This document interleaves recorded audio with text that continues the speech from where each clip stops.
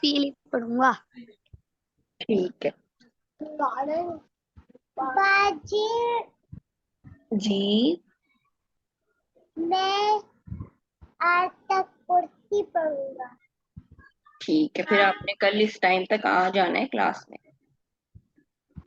सही सही है बात। ठीक है, फिर सारे बच्चों ने सब सुन ले, आतिका और मुआज़ा ने भी, जिशले ने भी, हलीमा, नबील, आमना और हसन और हुसैन, सब ने एक एक सूरत तिलावत करनी है, ठीक, जो आपको सबसे अच्छे से आती है। जी मैं आपको कुल हु अल्लाहु अहद वो वाली सुनाऊं? जी, कल सुनाइएगा ना, फिर आज आप सुना देंगी तो सबको पता चल जाएगा, कल सुनाइएगा। जी टीचर, और मेरा नाम जिशली नहीं है, फिर क्या है? बाजी पर नाम कब पढ़ेंगे? मिसाइल है। विशाल, ठीक है। हाँ जी, बाजी पर नाम कब पढ़ेंगे? कल इसी टाइम।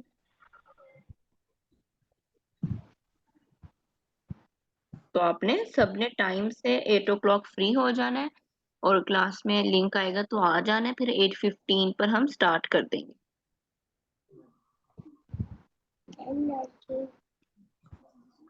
पोइम्स किस किस को आती हैं?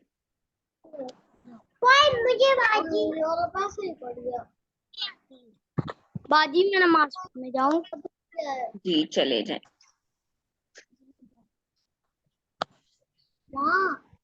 कौन सी पोएम आती है आपको? बाजी मुझे मुझे ना इकड़ी डक आती है, तीर आने वाली। ठीक, और आमना को कौन सी आती है?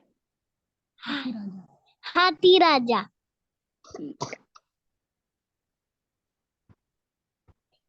तो अब सब आतिका और मुआज़ा क्यों खामोश हैं, आप भी बताएं।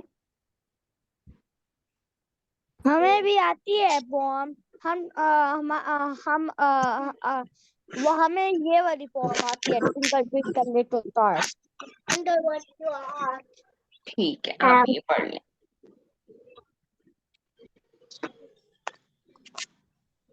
चलिए जी, अब हम क्लास की तरफ चलते हैं। आज हमारा लेक्चर किस बारे में है?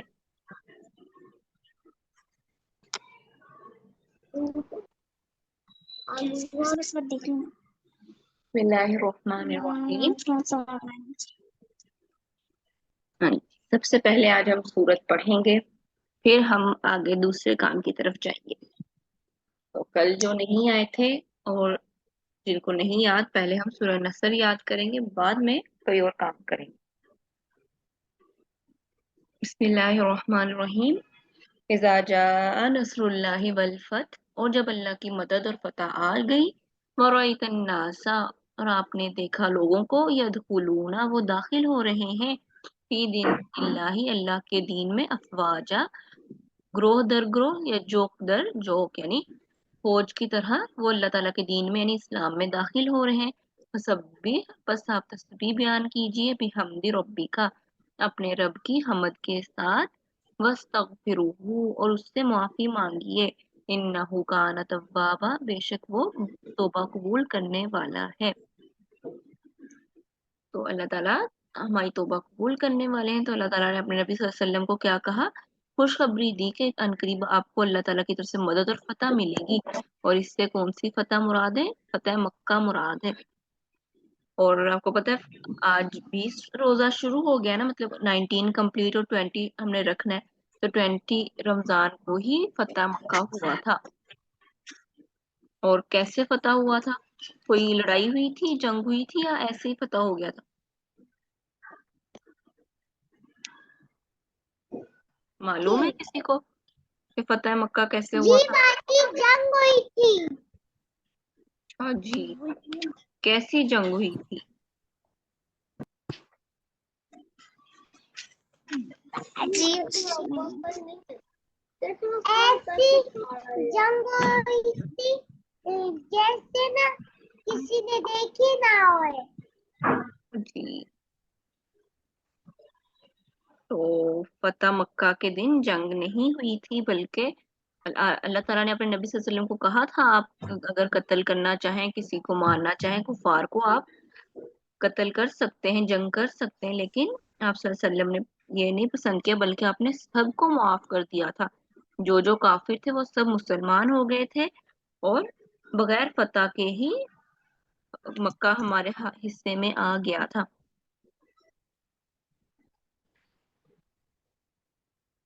ٹھیک، یعنی اللہ تعالیٰ کے نبی نے جنگ کے لیے گئے تھے، لیکن جنگ کا موقع ہی نہیں آیا، لوگ خود ہی ان کے دلوں میں ڈر اور روب بیٹھ گیا، اور وہ اسلام قبول کر چکے تھے۔ پھر آپ صلی اللہ علیہ وسلم نے سب کو معاف کر دیا، اور جنہوں نے آپ کے معاف کرنے سے پہلے اسلام قبول کیا تھا، ان کے بعد معاف کرنے والوں جن کو بعد میں معاف کیا، انہوں نے بھی اسلام قبول کر لیا، اور اس طرح سارا مکہ مسلمان ہو گیا۔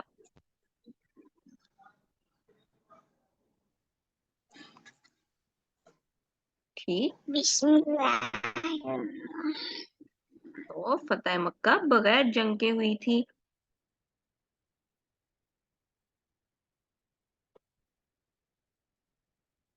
اس کے بعد فتح مکہ کے بعد اس صورت میں ہمیں کیا پتا چلا کہ اس سے مکہ کی فتح مراد ہے، کہ مکہ کو اللہ تعالیٰ جلد آپ کے حصے میں ڈال دیں گے، آپ کی مدد کریں گے، اور آپ اس کو فتح کر لیں گے۔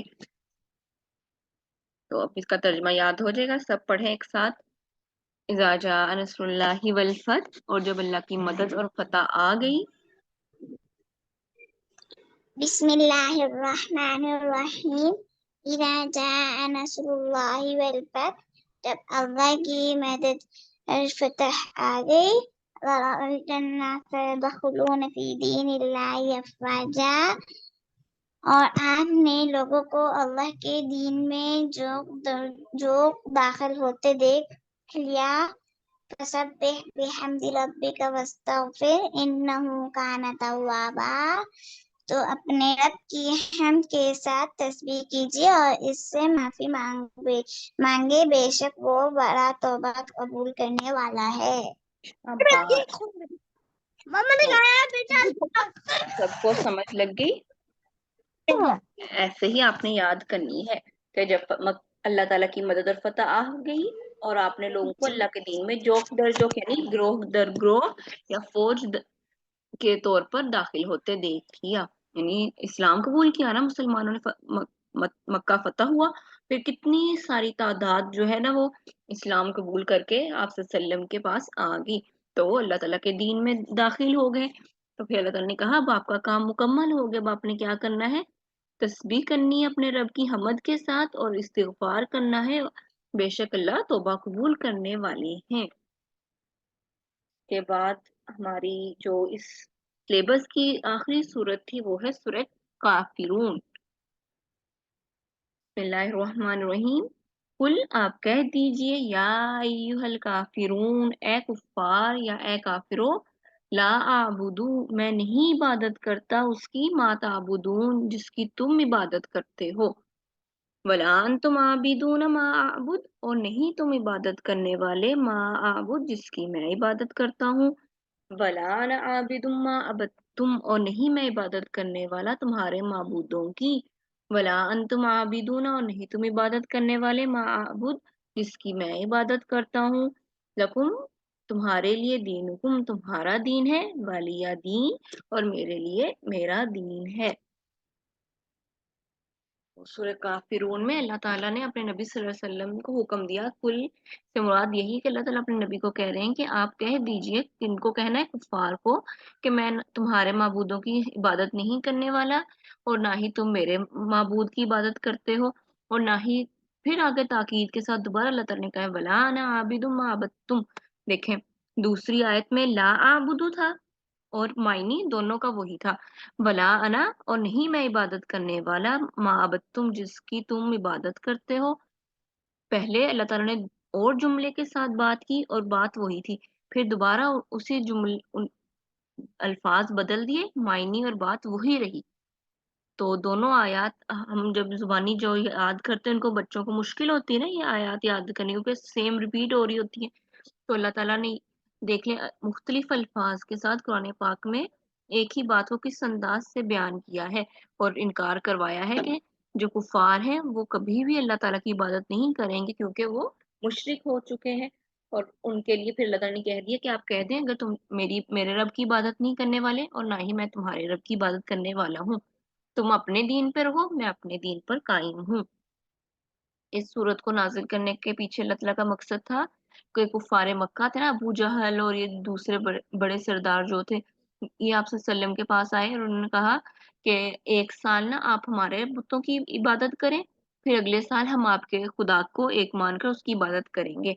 तो आप सल्लम पर अल्लाह ताला ने वही नाजिल की कि आप इन कुफार को कह दें कि मैं तुम्हारे माबूदों की इबादत नहीं करता और ना ही तुम मेरे माबूद की इबादत करते हो, और ना मैं तुम्हारे माबूदों की इबादत करूंगा और ना तुम मेरे माबूद की इबादत करोगे।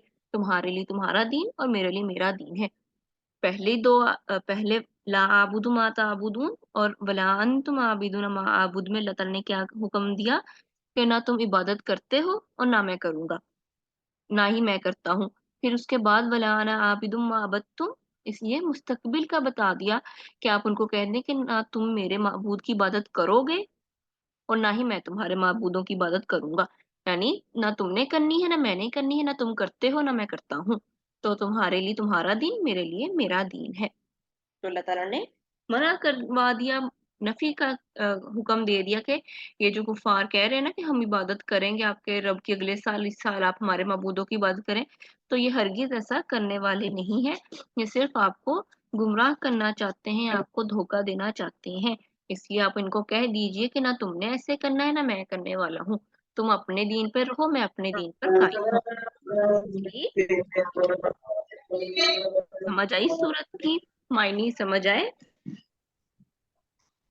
जी जैसे पास्ट प्रेजेंट फ्यूचर होता है ना, तो पहली सेकंड और थर्ड आयत में प्रेजेंट के बारे में कि ना मैं अल्लाह ताला के नबी इबादत नहीं थे करते ना बुतों की, उन्होंने कहा कि मैं तुम्हारे माबूदों की इबादत करता हूँ।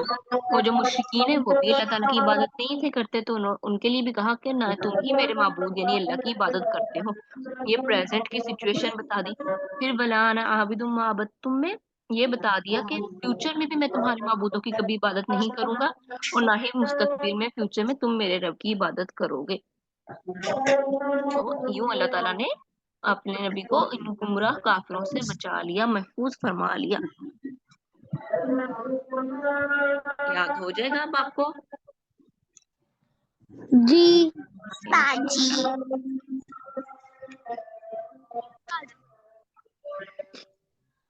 अब हम स्टोरी पे जाएंगे, क्या करें? हॉरर स्टोरी सुननी है ना? मुझे कौन सी स्टोरी आज सुनाएंगी? डरावनी वाली ड्राउनी सुननी है? जी वाली।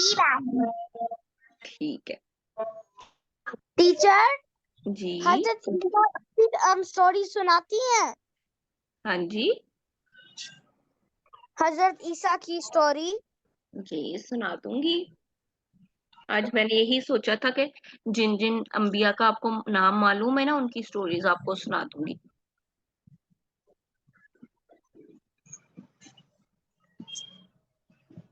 बाजी, हजरत ईसा की नई स्टोरी सुनाए, डरावनी स्टोरी, बहुत डरावनी। ठीक है।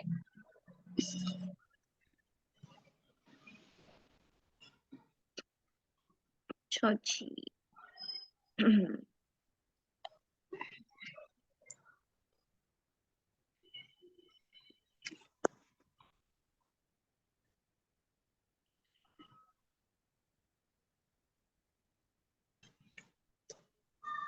लेकिन अगर आप डर गए तो फिर? अच्छी से आयतल कुर्सी पर लेंगे, कुछ नहीं होएगा, हम डरपोक थोड़ी है। अच्छा जी, ठीक है। तो ये कहानी है एक पुराने घर की, के उधर एक चंद लोग नए घर में शिफ्ट हुए और वो बहुत खुश थे, पुरजोश थे। कई साल की मेहनत, लगन और कोशिश के बाद उनको एक अपना घर मिला और वो इसको खरीदने में कामयाब हुए। گھر کا سارا سامان بھی انہوں نے نئے سرے سے خریدا، اور ان کو صرف دکھ تھا تو یہی کہ بس امی ابو مجھے اپنے گھر میں نہ دیکھ سکے، اور اس دن کی حسرت میں ہی چلے گئے، یعنی اس کے والدین کی ڈیتھ ہو چکی تھی۔ تمام گھر کو اس نے خوبصورت اور مزین کر کر رکھا، اس کے بعد تھکن سے سو گیا۔ صبح 11 بجے اس کی آنکھ کھلی، افضل اس کا نام تھا۔ افضل کو فون کر کے سمجھا دیا کہ آج دفتر سنبھال لینا اور تمام کام اچھے طریقے سے کر لینا۔ دن گزرتے گئے اور آہستہ آہستہ وہ اکیلے گھر میں اکتاہٹ محسوس کرنے لگا۔ فلیٹس میں سب دوست خوب مزے کرتے تھے، اور اس کو اکتاہٹ کو ختم کرنے کے لیے یہ اتوار کو سب دوستوں کو گھر پر بھی بلا لیتا تھا۔ تو اس کے دوست نے کہا یار تم شادی کر لو، یہ تنہائی سے تمہیں تنہائی جو ہے بور نہیں کرے گی، تم فارغ رہتے ہو نا، تو پھر تمہارے گھر میں کہیں تم اور تمہاری کرسیوں پر چڑیلے نہ بیٹھ جائیں، تم ہلا گلا کرو، مستی کیا کرو۔ تو وہ خاموش ہو کر اپنے دوست کامران کی بات سن رہا تھا۔ اب تمہیں پرانی یادوں کو بھلا کر آگے چلنا چاہیے، آگے بڑھنا چاہیے۔ آج کامران بضد تھا، لیکن میں اپنی محروم اور مرحوم بیوی میرا کو یاد کر رہا تھا، جس کے جانے کے بعد، یعنی اس کی وائف کی ڈیتھ ہو چکی تھی، تو کہتے میں اس کے جانے کے بعد زندگی میں واپس تو آ گیا، لیکن اس کی جگہ کوئی پر نہ کر سکا۔ دوستوں کے جانے پر میں تمام رات اکیلے صحرا میں اپنی خواہشوں اور اپنے سوچ میں مصروف تھا، اور صبح چہل قدمی کرنے نکلا تو 2 گھر چھوڑ کر اس چھت پر دیکھا، نہ چاہتے ہوئے بھی اسے دیکھتا رہ گیا۔ جانے اتنے فاصلے سے مجھے اس کے چہرے پر سوگواری اور نظروں میں خالی پن کیسے نظر آ گیا۔ تبھی اچانک وہ چونکی اور مجھے اپنے جانب دیکھتا پا کر زور سے ہڑبڑا گئی، اور نظریں پھیر کر دوبارہ دیکھنے پر وہ وہاں پر نہیں تھی، وہ غائب ہو گئی۔ پھر دفتر سے واپسی پر بھی میں اسی بارے میں سوچ رہا تھا، اور کسی قدر اس خیال سے کہ وہ دکھائی دے جائے چھت پر چلا گیا، اور واقعی وہ وہاں پر موجود تھی جیسے صبح دیکھا تھا۔ میں دیکھ رہا تھا کہ کیسے وہ اداس کھڑی ہے۔ اچانک صبح والا منظر پھر ہوا کہ جیسے اس نے مجھے دیکھا وہ ہڑبڑا کر مڑی اور غائب ہو گئی۔ جس قدر وہ اپنا وہ چھپ رہی تھی، مجھے وہ چیز زیادہ محسوس ہوئی۔ ایسے ہی کچھ دن گزر گئے، اور یوں دیکھتا دیکھتا میں اس کو دیکھ رہا تھا، پھر مجھے وہ اچھی لگی۔ ایک دن تمام ہمت جمع کر کے میں نے اسے آواز دی، اور وہ چونک گئی۔ جی آپ اتنی اداس کیوں ہیں؟ جی آپ سے کیا مطلب؟ مجھ سے مطلب یہی سوال تو میں کئی دنوں سے سوچ رہا تھا، جو اس نے مجھ سے کر لیا۔ آہستہ آہستہ وقت گزرا، اور وقت نے رفتار پکڑی، اور ہم آپس میں دوست ہو گئے۔ اچانک کسی کے زور سے دروازہ کھڑکانے کی آواز سے میری آنکھ کھلی۔ گھڑی پر ابھی 6 بجے تھے، تو میں فوراً ڈر کر اٹھا اور پوچھا کون ہے؟ تو باہر سے آواز آئی، اللہ کے نام پر دے دے بابا۔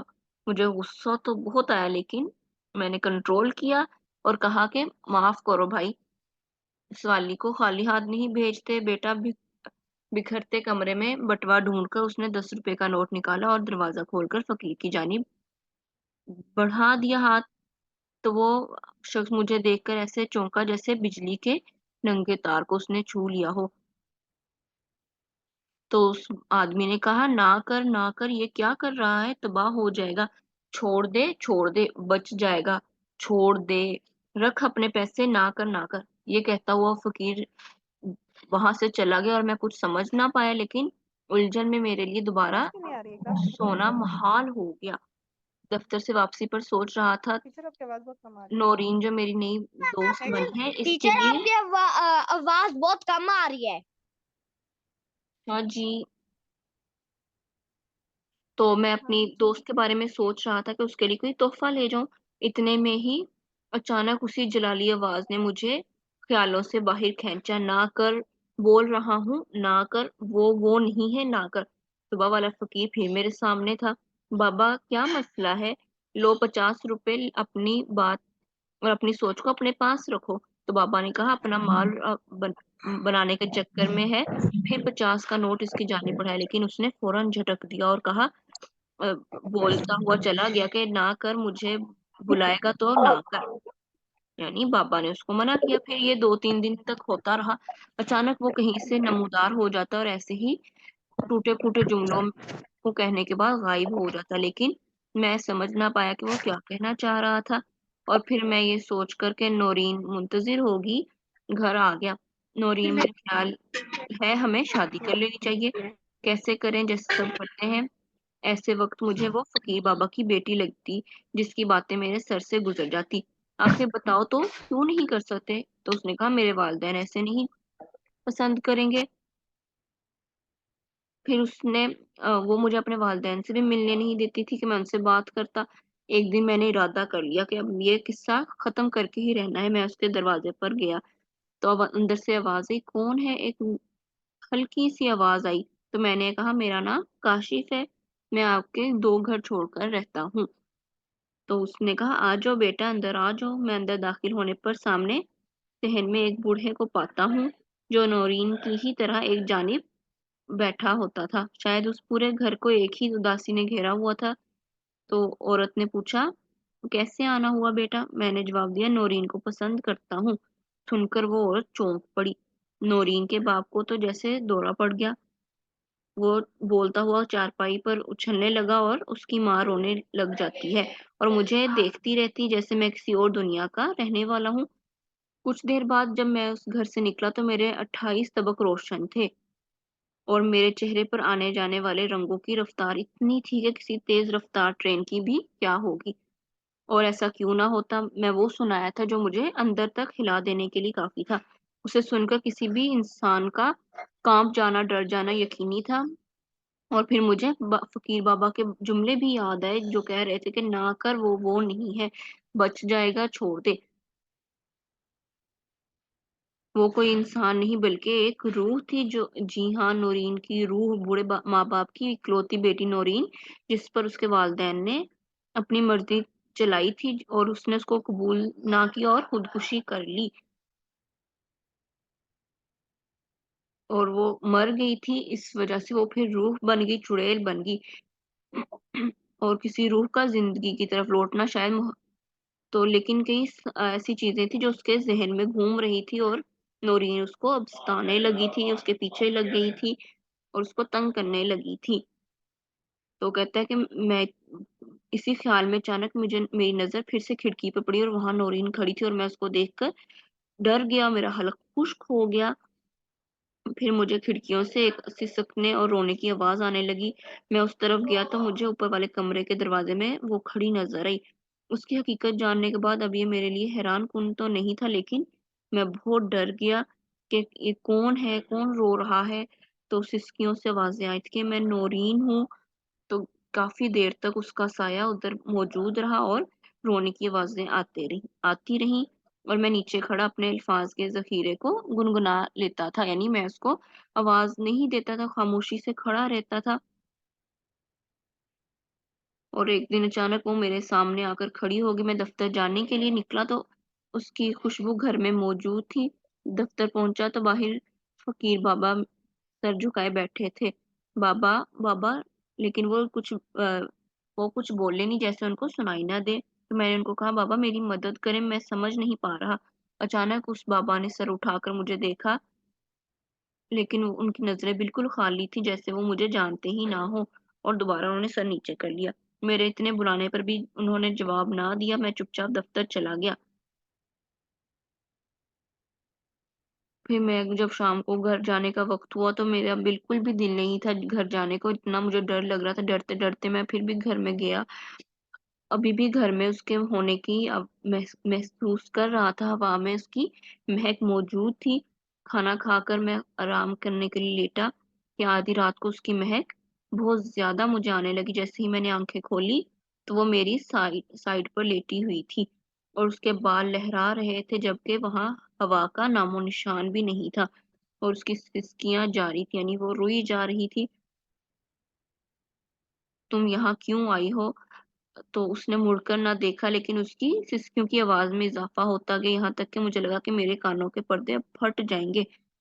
اچانک ہر طرف خاموشی چھا گئی۔ میں نے آنکھیں کھولی تو وہاں کچھ بھی نہ تھا۔ جب بھی کوئی کاغذ اڑتا ہوا میرے پاس آیا اور فرش پر گر گیا، میں بستر سے نکلا اور لائٹ چلا کر کاغذ پکڑا جس پر کچھ یوں تحریر تھی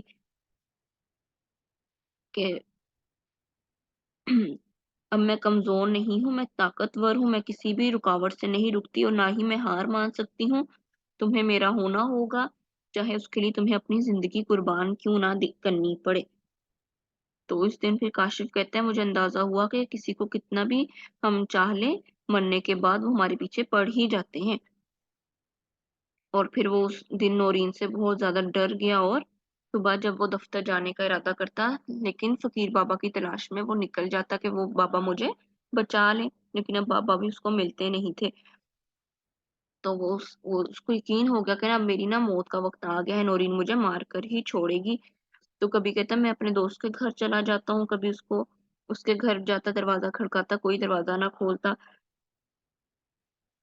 तो एक दिन मेरे दोस्त कामरान के घर में गया तो वहां दरवाजा खोला और उसने मुझे बहुत अच्छे से मिला और मुझसे पूछा कि तुम्हें क्या हुआ है, बीमार हो, क्या मसला है, बताते भी नहीं, चेकअप कराओ। तो मैंने कहा कुछ नहीं, बस काम से थका आया हूँ। मैं उससे कुछ नहीं बताना चाहता था क्योंकि वो बाल बच्चे यानी बच्चों वाला आदमी था और मैं नहीं चाहता वो मेरी वजह से मुसीबत में पड़ जाए। फिर मैं ये रात उसी के घर पर रहा। अचानक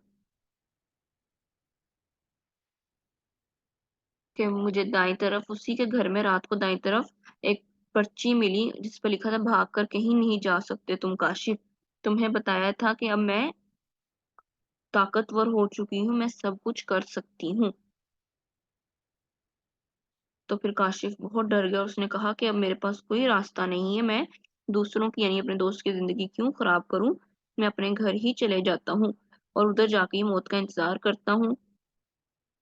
और इसी लम्हे वो उठा और सर झुकाए हुए अपने घर चला गया। फिर अगले दिन दफ्तर में दाखिल हुआ, हो रहा था कि अचानक उसको कहकों की आवाज आने लगी, हा हा हा हा, मुझे ढूंढता है, जब कहा तब सुना नहीं, अब मुझे ढूंढ रहा है, मुझ पर यकीन है, उस पर यकीन है, लेकिन उस पर नहीं जिसके हाथ में सबकी डोर है, जा उसी के पास जा, सिर्फ वही तेरी मदद कर सकता है बाबा, लेकिन मुझे रास्ता तो दिखाए, सब रास्ते उसी को जाते हैं, चलने की कोशिश कर। ये कहकर बाबा चल दिए। मैं दीवानों की तरह उसके पीछे भागा। सब लोग मुझे देख रहे थे, जो सूट बूट में मलबूस एक फकीर के पीछे भाग रहा है। बाबा के पीछे अगला मोड़ मुड़ा तो खाली सड़क मेरा मुंह देख रही थी और मेरी कैफियत बिल्कुल ऐसी थी जैसे किसी माँ के बच्चों को कोई छीन कर ले गया हो। फिर मैंने खुद को संभाला, होश दिलाया, कब घर आया, कब दफ्तर गया, मुझे कोई इल्म नहीं था। फिर अचानक मैं सो गया। रात को तो मेरी अजान के वक्त आंख खुली, उठकर देखा तो 5 बजे असर का वक्त था और बाबा के जुमले मेरे कानों में गूंज रहे थे कि जा उसी के पास जा जिसके पास सब रास्ते जाते हैं। तो मैं मस्जिद में जाते हुए शर्मिंदगी और नदामत और गुनाहों की नदामत लिए अल्लाह ताला के पास गया, अल्लाह ताला के सामने झुका और अपने शिकवे और शिकायत पेश की, अल्लाह ताला से दुआ की, अल्लाह के साथ अपना दुख बांट कर सुकून में मैं आ गया। फिर मैंने कोशिश की कि मैं अब घर आता हूँ, तो फिर रास्ते में मुझे एक फकीर बाबा दोबारा वो मिल गए और उन्होंने कहा कि अपने घर जा, वो तेरी जरूर मदद करेगा, तू उसके पास जरूरत से गया, मतलब परस्ती में गया, लेकिन उसे तेरे मांगने से मतलब है, वो तुझे जरूर बुलाएगी, तो चला जाना, बाकी अल्लाह की मर्जी। इतना कहकर बाबा एक तरफ चल दिए और मेरे कदम भी कुव्वत पकड़ चुके थे, मुझे मालूम है कि मुझे यहीं रुकना है। फिर रात के पहर मुझे फिर वही खुशबू और महक आने लगी। वो अंधेरे कोने में खड़ी थी, लेकिन मैं जाने किसी कैसे उसको देख सकता था, उसके चेहरे की उदासी और आंसू, सफेद जोड़ा, बिखरे बाल और वहशतनाक आंखें। तो वो कहती है, तुमने बहुत गलत रास्ता इख्तियार किया है, अब हमें बहुत जल्द एक साथ होना है, जल्दी करो, हमने शादी करनी है। और मुझे खौफ ने जमा दिया, मैं कुछ बोल भी नहीं पा रहा था, पसीने मेरे छूट रहे थे और मैं बिस्तर से लग गया था। इतने में ही वो मेरे करीब आई और चीखने लगी, चिल्लाने लगी और ऐसे महसूस हो रहा था जैसे वो मेरी रूह निकाल कर लेकर जा रही है और वो मुझे खींच रही है। मैं तमाम कोशिश कर रहा था कि मैं अपने आप को बिस्तर के साथ जोड़ लूं, वो मुझे खींचे जा रही थी। तो फिर मुझे अचानक कोई आवाज आती है कि वो तुम्हें खींचेगी, तुम चले जाना, बाकी अल्लाह की मर्जी। तो फिर मैंने अल्लाह की मर्जी पर खुद को छोड़ दिया। नौरीन हवा में उड़ने लगी, मेरे आगे चलने लगी और मैं पीछे था। घर से निकलकर जब हम बाहर आए तो रात के उस पहर ساری گلیاں ویران تھی، سارے علاقے والے سو رہے تھے، عجیب وحشت کا وہ عالم تھا۔ تو مجھے یہی لگا کہ شاید اللہ کی مرضی یہی ہے کہ اب میرا خاتمہ ہو جائے، تو میں نے بھی کلمہ پڑھ لیا اور لیکن دعائیں رد نہیں ہوئی۔ پیاس اور وحشت ناک اور غصے میں جو وہ روح تھی وہ مجھے لے جانے کو تو بےتاب تھی، لیکن راستے میں فقیر بابا نے اس کو روک لیا۔ نورین بابا کا سامنا کرنے سے کترا رہی تھی، ڈر رہی تھی اور دائیں بائیں چکر کھانے لگی، لیکن نہ جانے کیا ہوا، وہ اس سے نکلنے نہیں دے رہا تھا۔ تو بابا نے کہا تمہیں کسی کی زندگی لینے کا حق نہیں ہے، زندگی اور موت اللہ کے ہاتھ میں ہے۔ نورین باقاعدہ بہت زور زور سے رونے لگی، پھر اس کی رونے کی آوازیں چیخوں میں بدل گئی، تو وہ کہنے لگی میں خالی ہاتھ نہیں جاؤں گی، میں تو اس کو لے کر جاؤں گی۔ پھر بابا نے ایک سوٹی اٹھا کر اس کے سر پر دے ماری اور وہ وہیں پر بے ہوش ہو کر ہوا میں اڑ گئی۔ اس طرح بابا نے کاشف کی جان کو بچا لیا۔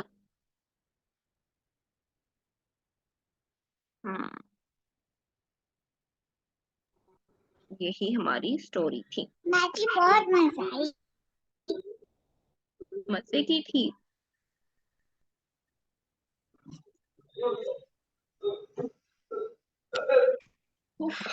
جی باجی، جی باجی، کافی لمبی تھی آج والی۔ باجی واپس تشریح سنو نا، جی خوشی بھی سنایا۔ میں سویا نہیں۔ شو جی، حلیمہ آپ کیا کہہ رہی ہیں؟ باجی خوشی بھی سنایا نا، ویسے بھی آج کل تو آخری دن ہے۔ کل سنا دوں گی۔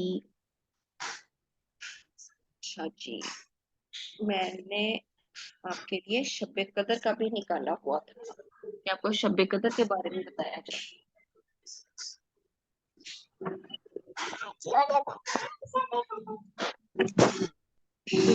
چلیں شب قدر کا آپ کو میں کل بتا دوں گی، یہ کل ہوگی نا، کل سے سٹارٹ ہونی ہے۔ تو انبیاء کرام میں حضرت عیسیٰ کے بارے میں جاننا ہے کہ حضرت ابراہیم علیہ السلام کے بارے میں؟ باجی حضرت ابراہیم، عیسیٰ، حضرت عیسیٰ، دونوں کے بارے میں تھوڑا تھوڑا کر لیتے ابراہیم کے بارے میں۔ ٹھیک ہے۔ اب حضرت ابراہیم علیہ السلام کو اللہ تعالیٰ نے کیا ٹائٹل دیا ہوا تھا؟ خلیل اللہ۔ باجی جی باجی حضرت یوسف علیہ السلام کا پتہ ہے نا؟ ٹھیک ہے، ہم تینوں کا تھوڑا تھوڑا پڑھ لیتے ہیں، 5 منٹس دے دیتے ہیں۔ تو حضرت ابراہیم علیہ السلام اللہ تعالیٰ کے بہت پیارے اور برگزیدہ نبی اور پیغمبر تھے۔ ان کو خلیل اللہ یعنی اللہ کا دوست کہا جاتا تھا۔ 4000 سال پہلے یہ عراق میں پیدا ہوئے تھے، اور 3 بڑے جو مذاہب ہیں نا، یہودیت، عیسائیت، اسلام، یہ ان کے ابا کہہ سکتے ہیں، جد امجد کہہ سکتے ہیں، ابو الانبیاء کہا جاتا ہے نا حضرت ابراہیم علیہ السلام کو، ابو البشر حضرت آدم علیہ السلام کو، اور حضرت ابراہیم کو ابو الانبیاء کہا جاتا ہے، یعنی انبیاء کے والد۔ تو حضرت ابراہیم علیہ السلام سے ہی تو آگے انبیاء کرام کی قوم چلی ہے نا، جیسے حضرت اسحاق اور حضرت اسماعیل، پھر انہی کی نسلوں میں باقی انبیاء آئے، اسی لیے ان کو ابو الانبیاء کہا جاتا ہے، اور امام الناس بھی۔ حضرت ابراہیم بچپن سے ہی نا بہت نیک تھے، کیونکہ جو نبی ہوتے ہیں نا اللہ تعالیٰ بچپن میں ہی ان کو گناہوں سے، ان کے اندر برائیاں نہیں پیدا ہوتی ہیں، بھائی وہ برائیوں پر چلتے ہیں، بچپن سے ہی اچھے رہتے ہیں، قلب سلیم عطا کیا ہوتا ہے، گناہوں سے بچتے ہیں۔ تو بچپن سے بت پرستی سے نفرت کرتے تھے، ان کی قوم بت پرستی کرتی تھی لیکن وہ نہیں تھے کرتے، تو ان کے والد و والدہ کو یہ چیز بہت عجیب لگتی تھی کہ ہمارے معبودوں کی یہ عبادت نہیں کرتا۔ پھر جب بڑے ہوئے اور ان کو سمجھ آ گئی کہ انہوں نے کہا کہ یہ بت میرے معبود نہیں ہے، سورج کو دیکھا تو کہا یہ میرا معبود ہے، لیکن جب شام کو وہ غروب ہو گیا، کہا کہ جو چیز غروب ہو جائے، غائب ہو جائے، وہ میرا رب نہیں ہو سکتی۔ پھر چاند پر نظر پڑی تو دیکھا کہ چاند بہت خوبصورت ہے، روشن ہے، کہا یہ میرا رب ہوگا۔ جب اگلے دن صبح ہوئی تو دیکھا چاند بھی غائب ہے، تو کہا کہ نہیں، یہ بھی میرا رب نہیں ہو سکتا کہ یہ بھی غائب ہو گیا ہے۔ اسی طرح پھر انہوں نے دیکھا کہ لوگ جو ہے نا بتوں کو دیکھ رہے ہیں، سورج کی عبادت کر رہے ہیں، چاند کی عبادت کر رہے ہیں، تو انہوں نے کہا یہ چیزیں میرا رب نہیں ہو سکتی، کیونکہ یہ سب تو ختم ہو جاتی ہیں، کوئی وقت آتا ہے تو اس کے بعد ختم ہو جاتی ہے۔ تو پھر انہوں نے کہا کہ میرا رب کوئی اور ہے۔ تو جب وہ اللہ تعالیٰ کی تلاش میں نکلے، دل میں خیال آیا، تو پھر اللہ تعالیٰ نے ان کو اپنی وحی بھیجی کہ تمہارا رب ایک ہے، واحد ہے، یکتا ہے۔ تو پھر ان کو اللہ تعالیٰ کی طرف سے وحی ملی اور پھر نبوت سے سرفراز ہوئے۔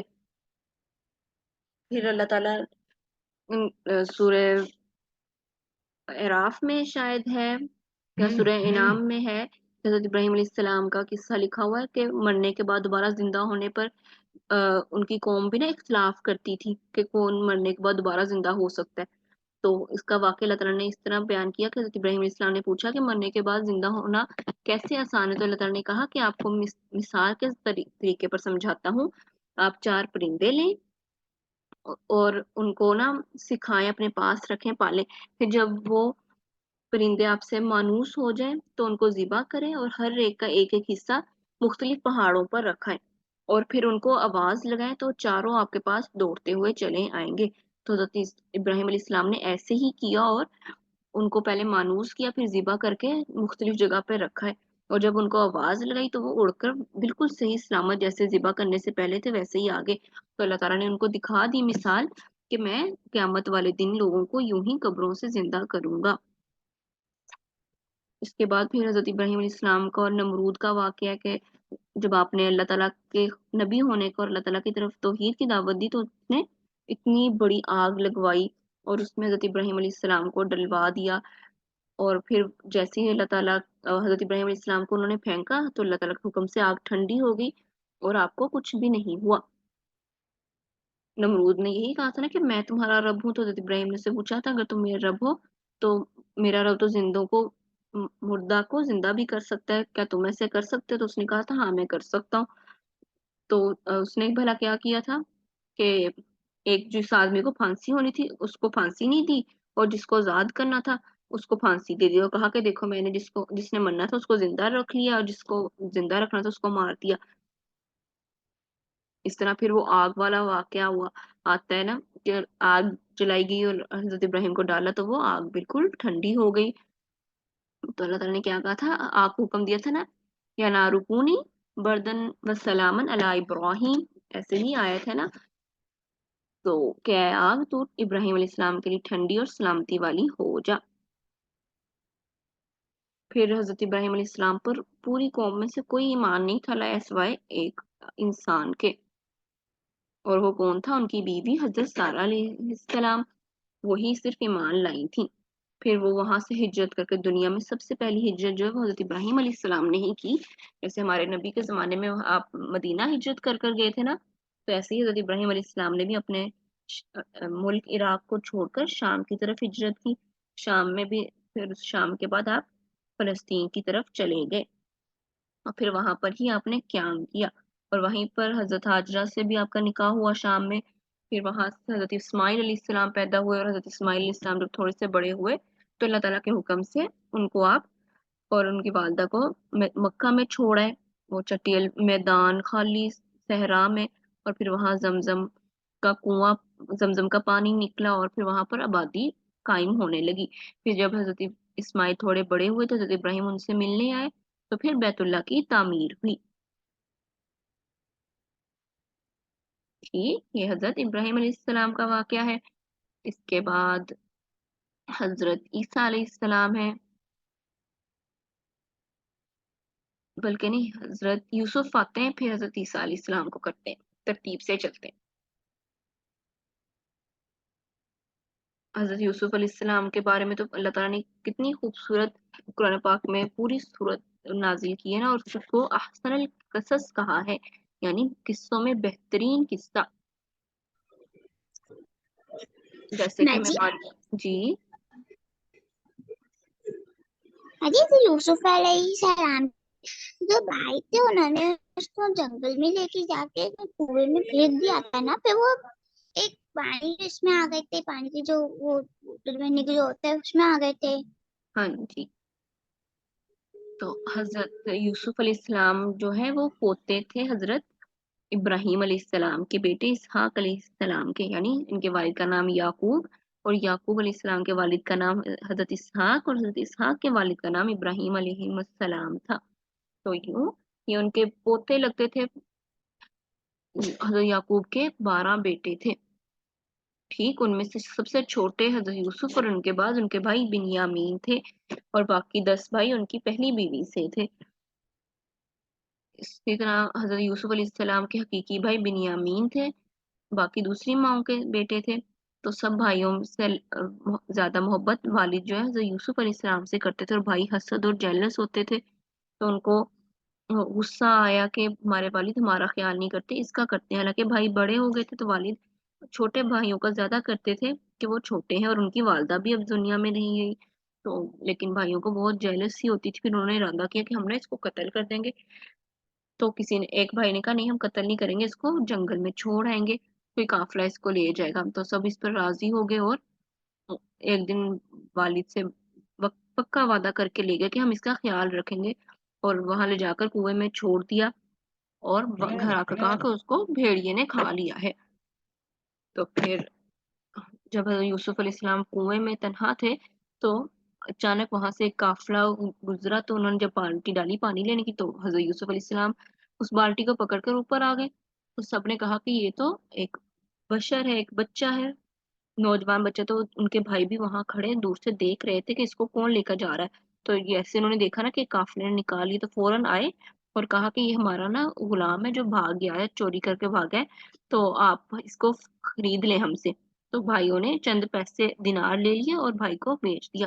اس طرح پھر حضرت یوسف علیہ السلام مصر منتقل ہو گئے اس قافلے کے ساتھ۔ پھر مصر آئے اور وہاں پر ان کو وہ بادشاہ کا وزیر مل گیا، پھر اس وزیر کے گھر پر وہ رہنے لگے، وہیں پرورش پائی اور جوان ہوئے۔ پھر وہیں پر انہوں کو اللہ تعالیٰ کی طرف سے نبوت بھی مل گئی۔ وہ اپنی عبادت کیا کرتے تھے، بتوں کی عبادت نہیں کرتے تھے۔ مصر میں بھی جو ہے بتوں کی عبادت چلتی تھی۔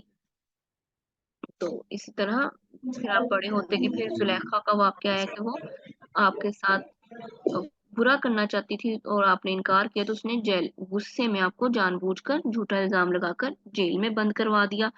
اور پھر وقت گزرتا رہا اور 7 سال آپ جیل میں رہے، اور پھر اس کے بعد جب آپ نکلے اور اس کے وہ خواب بادشاہ نے دیکھا تھا کہ وہ موٹی تازی گائیں اور ان کو پتلی دبلی گائیں کھا رہی ہیں، اسی طرح بالیاں ہیں گندم کی وہ جو سوکھی ہوئی ہیں وہ تر کے اوپر پھیل رہی ہیں، اس طرح قحط سالی اور خوشحالی کا خواب دیکھا بادشاہ نے، کوئی تعبیر نہیں تھا بتا سکتا۔ تو پھر حضرت یوسف علیہ السلام کے دوست نے بتایا کہ یوسف جو میرا دوست ہے جیل میں، وہ اس کی تعبیر بتائے گا۔ اس طرح پھر تعبیر پوچھنے پر آپ نے تعبیر بھی بتائی خواب کی، اور ساتھ تدبیر بھی بتائی کہ اس طرح کریں گے تو ہم قحط سے بچ جائیں گے۔ تو 7 سال جب مسلسل اللہ تعالیٰ کی طرف سے بارشیں ہوئی تو انہوں نے اس میں اللہ تعالیٰ کے بتائے ہوئے طریقے سے تدبیر اختیار کی، اور جو مال تھا اس کو جمع کیا، اور جب 7 سال بعد قحط آیا تو پھر وہی مال استعمال ہوتا رہا، اور وہ خود بھی استعمال کرتے اور دوسری جگہ دوسرے ملکوں اور شہروں سے آنے والوں کو فروخت بھی کرتے تھے۔ اسی دوران ان کے بھائی ان کے پاس پہنچے، وہ تو بچپن میں دیکھا تھا، بڑے ہو کر انہوں نے پہچانا نہیں کہ یہ یوسف ہے، لیکن یوسف پہچان گئے تھے کہ میرے بھائی ہیں۔ اس طرح پھر انہوں نے اپنے بھائیوں کو سبق سکھایا ہی نہیں، اللہ تعالیٰ کے حکم سے ان کو احساس دلایا کہ انہوں نے جو کام کیا وہ غلط تھا۔ پھر حضرت یوسف علیہ السلام اپنے والد کے ساتھ بھی مل گئے جو نابینا ہو چکے تھے، تو انہوں نے اپنی قمیض بھیجی تھی اپنے والد کی طرف کہ آپ ان کی آنکھوں پہ رکھنا تو ان کی آنکھیں ٹھیک ہو جائیں گی۔ اس طرح اللہ تعالیٰ نے پھر باپ اور بیٹے کو اتنے عرصے بعد ملا دیا۔ اور ہمیں یوسف علیہ السلام کے قصے سے بہت سارے سبق ملتے ہیں، جیسے کہ اس میں انہوں نے اپنے بھائیوں کے ساتھ کسی قسم کا بدلہ نہیں لیا، ان کو معاف کر دیا تھا۔ اور آپ کو پتا جب آپ صلی اللہ علیہ وسلم نے فتح مکہ کے دن لوگوں کو معاف کیا نا، تو یہی کہا تھا کہ جیسے یوسف علیہ السلام نے اپنے بھائیوں کو معاف کر دیا، ان سے بدلہ نہیں لیا، اسی طرح میں بھی آپ کو سب کو معاف کرتا ہوں، کسی سے بدلہ نہیں لوں گا۔ اور جب حضرت یوسف علیہ السلام کی وفات ہوئی تو اس وقت ان کی عمر 100 یعنی 100 سال کی تھی، ٹھیک۔ اور آپ اپنے والد حضرت یعقوب کے ہمراہ ملک شام میں دفن ہیں۔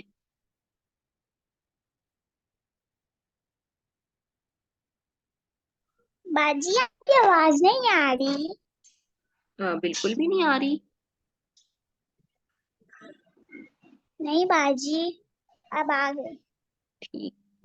پھر آ حضرت رہی ہے. عیسیٰ علیہ السلام.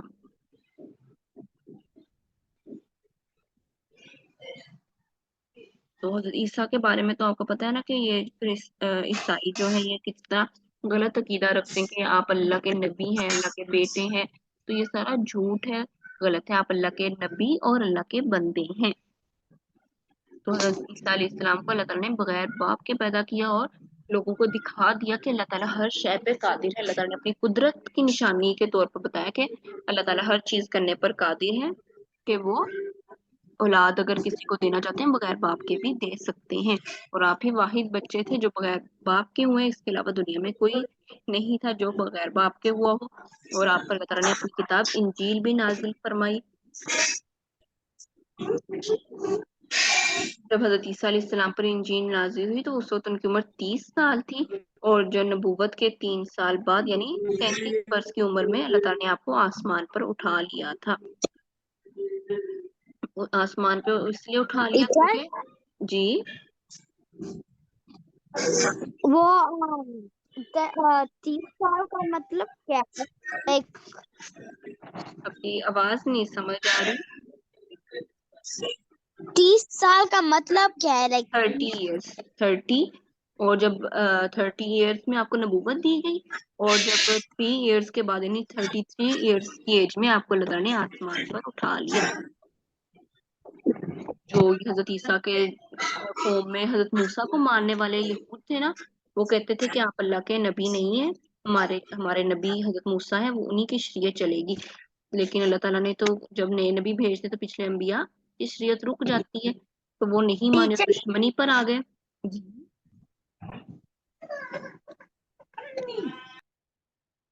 ہاں جی ٹھیک. تو دشمنی کرنے لگے. انہوں نے کہا کہ اب ہم ان کو قتل کر دیں گے. تو حضرت عیسیٰ علیہ السلام اپنے کمرے میں اپنے گھر میں تھے تو ان کو تھا کہ یہاں پر وہ چھپے ہوئے ہیں. تو انہوں نے ایک آدمی کو اندر بھیجا کہ چیک کرو کہ وہ اندر ہیں یا نہیں. تو اللہ تعالیٰ نے اتنی دیر میں حضرت جبرائیل علیہ السلام کو حکم دیا کہ جا کر حضرت عیسیٰ کو آپ آسمان پر لے آئیں. وہ ادھر سے دوسرا آدمی جو دشمن تھا وہ اندر آیا اور حضرت عیسیٰ اوپر آسمان پر اللہ تعالیٰ کے حکم سے چلے گئے. اور جو آدمی اندر آیا تھا اس کو اللہ تعالیٰ نے اس کی شکل اس طرح کر دی کہ لوگوں کو لگا کہ یہ حضرت عیسیٰ ہے. اور جب وہ اندر آئے تو انہوں نے اس کو حضرت عیسیٰ سمجھ کر مار دیا، حالانکہ وہ حضرت عیسیٰ علیہ السلام نہیں تھے. بعد میں انہوں نے دیکھا کہ یہ تو ہمارا ہی ساتھی ہے اور حضرت عیسیٰ علیہ السلام تو یہاں پر موجود ہی نہیں ہے. تو یہ کہتے ہیں کہ جی حضرت عیسیٰ علیہ السلام جو ہے وہ پہلے وفات پا گئے تھے، پھر بعد میں وہ زندہ ہو گئے ہیں اور انہوں نے خود کو سولی پر وہ جو کراس کا سائن یہ پہنتے ہیں، یہی کہتے ہیں کہ انہوں نے اپنے آپ کو اس پر سولی دے لی یعنی پھانسی چڑھا دیا تھا. ٹیچر جی جب انہیں اللہ تعالیٰ نے انہیں اٹھایا تھا جب وہ زندہ تھے کیا؟ ہاں جی زندہ تھے. ان کو ابھی اللہ تعالیٰ نے نا وفات نہیں دی، ابھی ان کی عمر بہت دراز. اللہ تعالیٰ نے ان کو ایسے ہی زندہ ہی آسمان پہ اٹھا لیا. اور قیامت کے نشانیوں میں ہم نے پڑھا نا حضرت عیسیٰ علیہ السلام کا نزول ہوگا اور وہ دجال سے فائٹنگ کریں گے. تو اللہ تعالیٰ تب ان کو بھیجیں گے دوبارہ نیچے دجال سے فائٹنگ کرنے کے لیے. اور حضرت عیسیٰ علیہ السلام کو اللہ تعالیٰ نے معجزات بھی عطا کیے تھے. وہ نا جو بچپن سے بچے نابینا ہوتے تھے نا تو اللہ تعالیٰ کے حکم سے ان کو بینائی عطا کر دیتے. مطلب آپ انگلی یا ہاتھ پھیرتے تھے تو اللہ تعالیٰ ان کی آنکھوں کی روشنی واپس کر دیتے تھے. اسی طرح پرندے مٹی سے بناتے تھے اور ان پر پھونک مارتے تو اللہ تعالیٰ کے حکم سے وہ پرندے ہوا میں اڑنے لگ جاتے تھے. کوئی جس طرح کسی کو وہ جسم میں پمپلز یا دانے بنتے ہیں نا اس طرح کی بیماری سے، تو ان کو بھی وہ تندرست کر دیتے تھے اللہ تعالیٰ کے حکم سے. تو یہ قیامت کے دن دوبارہ دنیا میں تشریف لائیں گے اور لوگوں سے بات کریں گے، جس کا ہمیں سورہ آل عمران میں بھی اللہ تعالیٰ فرماتے ہیں نا ماں کی گود میں بھی اور ادھیر عمر یعنی آدھی عمر گزرنے میں بھی کلام کریں گے. آپ حضرت عیسیٰ علیہ السلام بغیر باپ کے پیدا ہوئے تھے تو ان کی والدہ پہ لوگوں نے تہمت لگائی تھی کہ آپ نے غلط کام کیا تو یہ اولاد ہوئی ہے. تو اللہ تعالیٰ نے حضرت عیسیٰ علیہ السلام کو حکم دیا، بچپن میں گود میں ہی تھے تبھی وہ بولنے لگ گئے تھے کہ نہیں میری والدہ نے ایسے کچھ نہیں کیا بلکہ مجھے تو اللہ تعالیٰ نے पैदा किया है, ये अल्लाह ताला की कुदरत की निशानी है।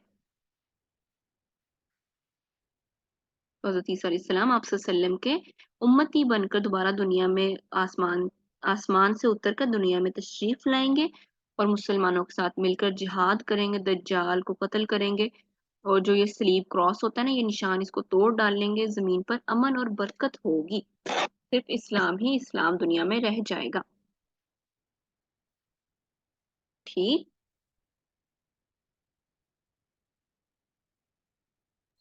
जी मैम जी। जी टीचर।